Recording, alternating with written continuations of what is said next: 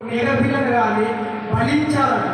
ఆ బలి ఎలా ఏ విధంగా బలించాలని అంటే తొలిచూరు ఒక మేకపిల్లనైనా దాన్ని తీసుకొని దానికి ఒక ముళ్ళ కిరీటం పెట్టి తనను ఒక చెక్క మీద పడుకోబెట్టి ఇంకా హల్లెలూయా యూదులు రాసుకున్నది. అయితే వీళ్ళందరికీ చెప్తా ఉన్నారు ఏంటిదనంటే ఆ గొర్రె పిల్లను ఒక చెక్క మీద పడుకోబెట్టి దానికి ముళ్ళ కిరీటం పెట్టి తన బొక్కలకు తాకకుండా తన శరీరంలో 3-4 సార్లు కూర్చిన తర్వాత అది చనిపోయి హల్లెలూయా ఇది చాలా ఇంట్రెస్టింగ్. అయితే ఈ 3 సార్లు 4 సార్లు కూర్చిన తర్వాత అది మళ్ళీ బ్రతకాలి.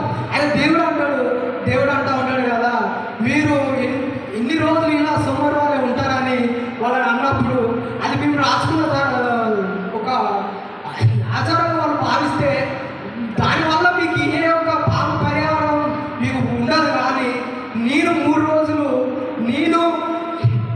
లేచి మీకు చూపిస్తా అని చెప్తా ఉంటాడు. ఏ విధంగా చూపిస్తాడు అని అంటే నేను అది తీసి చూపించలేను. కానీ యోనా 3 రోజులు చాప కడుపులో ఉంటాడు. అయితే ఇక్కడ వాళ్ళు ఇంకొక మీకు డౌట్ రావచ్చు ఏంటంటే 3 రోజులు అన్నాడు కదా, 3 రోజులు అంటే శుక్రవారం రోజు చనిపోయాడు, శనివారం మరి ఆదివారం